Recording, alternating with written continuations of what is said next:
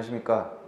저는 모더레이터를 맡은 연세대학교 신촌세브란스병원 심장내과 박성하라고 합니다. 이번 세션은 고혈압 약제 선택에 대한 세션으로 진행될 예정이고요. 두 분의 아주 훌륭한 전문가들을 모시고 진행을 하도록 하겠습니다. 첫 번째 강의는 고혈압 1차 약제 선택에 대해서 서울대학교 보라매병원의 김학영 교수님께서 강의를 해주실 거고요. 두 번째는 우리가 고혈압 복합제를 지금 많이 사용하고 있고 최근 가이드라인에서도 고혈압 복합제, 픽스도스 컨비네이션의 사용이 권고가 되고 있는데 그런 이제 복합제 선택에 대해서 연세대학교 신촌세브란스병원의 오재훈 교수님께서 강의를 진행해 주시겠습니다. 안녕하십니까, 김학영 교수님. 그래서 오늘 첫 번째 강의는 1차 고혈압 약제 선택에 대해서 강의를 해주실 텐데요. 좀 좋은 강의 부탁드리겠습니다. 네. 안녕하십니까, 오재훈 교수님. 그래서 이번에 오재훈 교수님께서 복합제 선택에 대해서 강의를 해주실 텐데요. 좋은 강의 부탁드리겠습니다. 네, 감사합니다.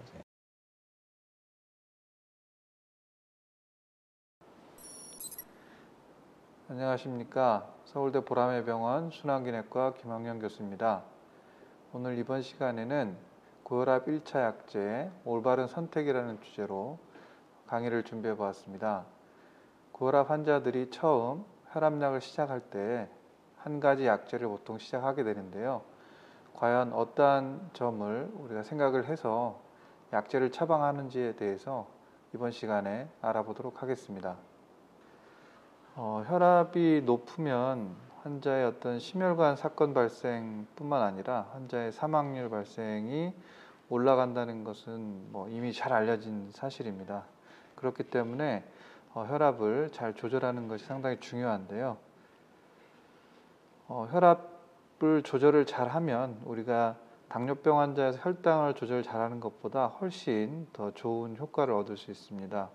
실제로 혈압 조절을 잘 했을 때 뇌졸중의 발생률은 40% 이상까지 우리가 그 위험성을 낮출 수 있기 때문에 혈압 조절이 상당히 우리 환자의 예후 개선에 있어서 효과적이라고 할 수 있겠습니다.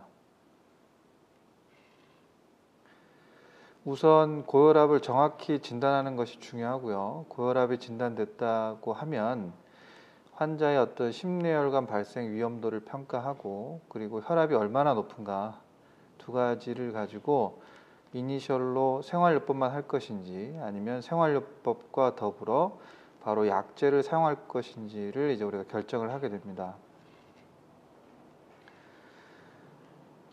고혈압 약제 선택에 있어서 최근에 강조되고 있는 복합제 두 가지 이상의 약제를 사용하는 것에 대해서는 다음 시간에 조금 더 자세히 설명이 될 것 같고요. 오늘 제가 말씀드릴 내용은 주로 고혈압 약제 단일제에 대해서 설명을 드리도록 하겠습니다.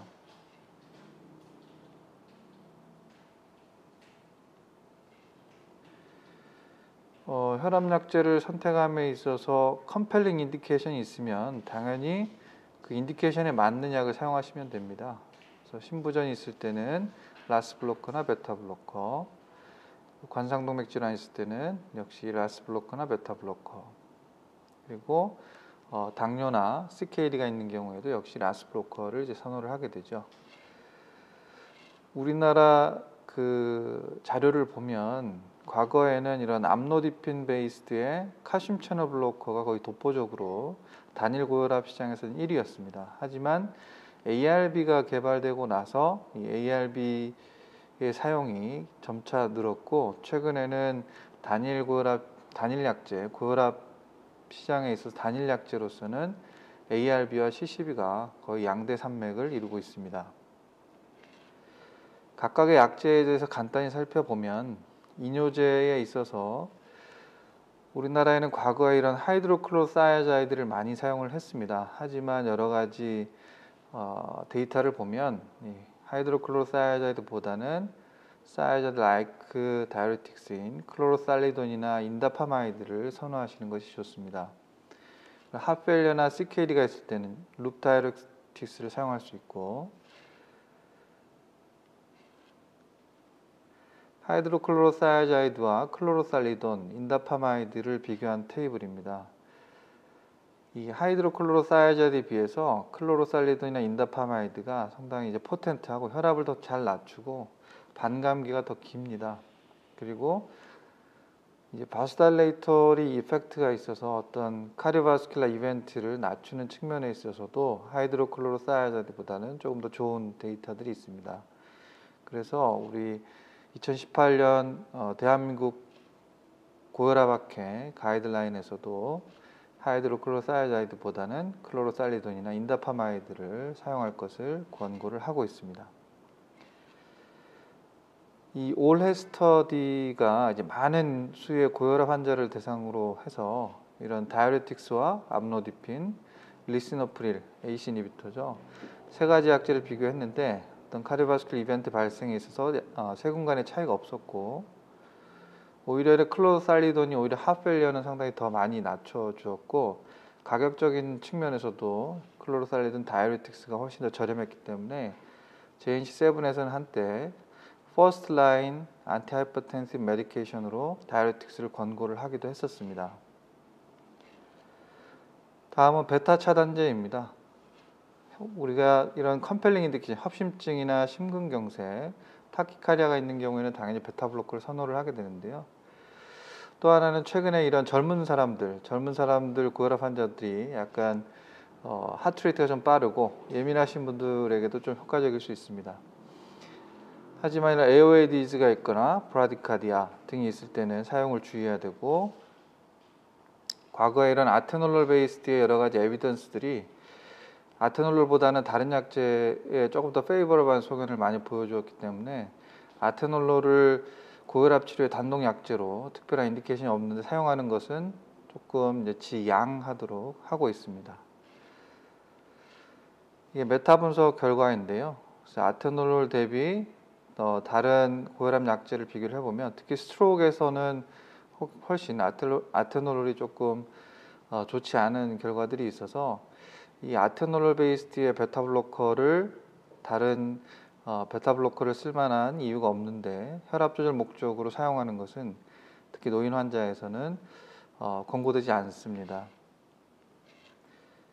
하지만 최근에 이런 비소프롤롤이나 네비볼롤 같은 새로운 뉴 제너레이션 베타 블로커들이 많이 출시가 되었죠. 이 베타1 셀렉티비티가 상당히 좋고 특히 네비볼롤 같은 경우는 바소달레이팅 이펙트가 있기 때문에 아테놀롤과는 좀 다른 효과를 보일 거라서 예상은 하고 있지만 아직 근거는 모자란 상태입니다. 칼슘 채널 블로커는 우리가 암로디핀 베이스로 해서 상당히 많이 쓰는 항고혈압 약제입니다. 그래서 특히 이제 코로나리 베소달레이션 효과가 있기 때문에 협심증에도 효과적이고 넌다이하이드로피리딘 칼슘 채널 블로커인 딜티아젬이나 베라파밀은 이런 효과 때문에 특히 이제 베리언트 환자에 상당히 효과적으로 사용하고 있습니다. 부작용으로 리플렉스 타키카리아가 생길 수 있다는 점, 그리고 잘 알려진 페리페럴 이데마가 생길 수 있다는 점이 단점입니다. 라스 블로커인 ACE 이니비터 ARB가 또 있는데요. ACE 이니비터는 우리나라에서 이제 드라이 커핑이 잘 생기기 때문에 잘 사용하고 있지는 않고 ARB의 경우에 환자의 컴플라이언스도 부작용도 별로 없기 때문에 많이 사용되어지고 있습니다. 특히 이런 하펠리아나 CKD, LVH, 아테로스클레로시스의 진행을 억제해주는 효과가 있기 때문에 상당히 하이리스크 환자에서도 유용하게 사용할 수 있는 약제입니다. ARB를 사용하실 때는 반드시 크레아틴과 칼륨 수치를 팔로우업 하시기를 권해드리고 있습니다. 그리고 임산부에서는 금기인 약입니다. 그래도 알파 블로커는 이제 BPH 환자에서 많이 쓰는 약인데요. 특히 기립성 저혈압이 생길 수 있다는 점 주의해야 되고 임신부 고혈압 치료에서는 이렇게 4가지 약제를 사용할 수 있는데 우리나라에서 사용할 수 있는 경구 약제는 니페디핀과 하이드롤라진이 있습니다. 고혈압 약제를 선택함에 있어서 적응증과 금기증을 잘 파악을 해서 환자에 맞게 사용을 하는 것이 중요하겠습니다. 약을 처음 시작할 때는 부작용을 최소화하기 위해서 저용량으로 시작하는 게 좋고요. 특히 노인 환자에서는 저용량을 시작할 때 사용을 하셔야 됩니다. 그리고 가능한 한 하루 한 번 복용할 수 있도록 롱액팅 드럭을 선택하시는 게 좋고요. 그래서 TP 레이셔 0.5 이상. 어떤 약제를 선택할 것이냐? 이 아까 말씀드렸던 주요 약제들이 있는데 뭐 어떤 약제가 좋다 이런 건 없습니다. 하지만 이제 그 약제가 가지고 있는 적응증과 금기 그리고 환자가 가지고 있는 동반 질환 뭐 이런 것들을 고려해서 선택을 해야 될 것 같습니다. 하지만 아까 말씀드렸다시피 베타블로커를 혈압 조절 목적으로 다른 특별한 적응증이 없는 경우에는 특히 노인에서는 사용을 자제하시는 것이 좋겠습니다. 고혈압 치료에 있어서 원칙은 어떤 약제를 선택하는 게 중요한 게 아니라 혈압을 얼마나 잘 효과적으로 낮출 수 있는가가 중요합니다. 그래서 주요 고혈압 약이 모두 1차 약으로 사용될 수 있습니다. 하지만 약마다 가지고 있는 그 적응증, 그리고 부작용 등을 고려해서 적절히 선택을 하시는 것이 중요하겠습니다. 요약을 해보겠습니다. 고혈압 환자에서 단일제를 선택할 때 기준이 되는 것은 컴펠링 인디케이션이 있으면 당연히 거기에 맞게 사용을 하시면 되고요. 모든 약제가 다 선택될 수 있습니다. 칼슘 채널 블로커, 라스 블로커, 다이어리틱스, 베타 블로커. 이 약제들이 가지고 있는 부작용 또는 적응증을 고려해서 선택하시면 되겠고, 약제 종류가 중요한 게 아니라 혈압 강화 효과가 중요합니다. 가급적 하루 한 번 복용하는 약제를 선택하시고, 특히 노인에서는 저용량으로 시작하는 것을 꼭 기억해 주십시오. 처음에 강조드렸지만 하이드로클로로사이아자이드보다는 다이어리틱스 선택하실 때는 클로로살리돈이나 인다파마이드를 조금 더 선호하시는 것이 좋을 것 같습니다. 그리고 특히 이제 아테놀 베이스의 베타블로커는 고혈압 치료 목적으로 다른 적응증이 없는 경우에 특히 노인 환자에서는 사용을 지양하시는 것이 좋을 것 같습니다. 선생님 훌륭한 강의 감사드립니다. 감사합니다. 아마 이런 1차 약제를 선택하는 데 있어서 아마 다들 많이 고민하는 게 이게 어떤 컴펠 인디케이션이 없을 때는 뭐 5개 주요 약제 중에 어떤 걸 선택해도 된다고는 하는데 그래도 이게 원칙적으로 어떻게 선택을 하는 게 맞는지 궁금해하는 분들이 많이 계시거든요. 많이 쓰는 방법 중에 하나가 나이에 따라 네. ABCD 법칙에 따라 55세 미만은 라스니비터 베타블로커, 좀 55세 이상 이런 좀 비교적 나이가 많으신 고혈압은 CCB 이뇨제를 많이 쓰는데 보면 이제 고령에서는 이 문제가 CCB는 다리가 잘 붓고 네. 이뇨제는 의외로 아까 인다파마이드가 하이포나트리미아가 미니멀이라고 하셨는데 실제 써보면 그렇지는 않긴 하거든요. 특히 여름이나 이럴 때. 그래서 선생님은 고령에서는 어떻게 CCB나 이뇨제를 어떤 원칙에 의해서 쓰시고 아마 개원의 선생님들 중에 이뇨제를 되게 두려워하는 이유가 CCB는 랩 모니터링이 필요 없는데 이뇨제는 워낙 일렉트로 임밸런스가 올 수 있기 때문에 많이 좀 처방을 꺼려하시는 것 같습니다. 그래서 선생님께서 혹시 그런 쪽으로 혹시 좀 코멘트가 있으시면 네, 뭐 될 것 같습니다. 저도 비슷합니다.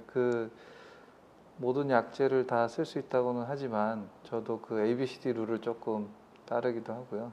다이어레틱스는 조금 이제 올드에이지에서 좀 부담스러운 면이 있습니다. 특히 이런 일렉트로라이트 임밸런스라든지 AKI 이런 게 좀 잘 오기 때문에 모니터링을 또 잘 해야 되고 하니까 그래서 이니셜로 다이어레틱스를 잘 손이 가지는 않고요. 근데 만약에 좀 이런 경우는 있습니다. 칼슘 채널 블로커를 썼는데 다리가 부었다든지 이런 경우에는 뭐 다이어레틱스로 바꾸거나 아니면 요즘에 잘 나와 있는 ARB와 다이어레틱스 복합제 이런 쪽으로 좀 선택을 하고 있습니다. 네. 여기 사실 가이드라인은 안 나와 있는데 사실 젊은 사람들은 특히 라스니비터 베타블로커가 잘 듣는다고 돼 있고 이번에 유로피안 가이드라인을 보더라도 라스니비터 플러스 CCB 또는 다이어틱스 이렇게 돼 있잖아요. 네. 근데 사실은 이 가임기 여성들 같은 경우에는 우리 라스니비터를 사실 조심스럽게 써야 되는데 네. 특히 요즘은 30대 후반, 40대 초반에 임신을 하시는 분들이 워낙 많아서 선생님께서는 이런 젊은 여성들 꼭 젊진 않더라도 55세 미만의 이런 50세 미만, 40세 미만의 어떤 가임기 여성들 그런 분들은 어떤 식으로 추치를 하시는지요? 그게 중요하실 것 같습니다. 어, 이제 물론 이제 말씀하신 대로 이런 그 ACNF타 ARB가 이런 그 가임기 여성한테는 좀 쓰기가 어렵기 때문에 특히 하지만 이제 쓸 때는 이제 반드시 확인은 하고요. 임신 가능성 여부라든지 뭐 계획이 있느냐 반드시 확인을 하고 쓰고 만약에 혹시나 그런 상황이 되면 꼭 얘기를 해서 끊어야 된다 얘기는 꼭 하고 있습니다. 하지만 이제 그 가임기 여성이라고 해서 임신을 안 했는데 그 가능성이 없는데 그런 약제 처방을 좀 뭐랄까 남성하고 좀 달리 좀 주저하거나 하지는 않습니다. 네네. 알겠습니다. 선생님, 특별히 그 1차 약제 중에서 어떤 컴펠링 인디케이션이라고 생각하는 어떤 이런 질환에서는 꼭 이 약을 먼저 써야 된다 뭐 그런 게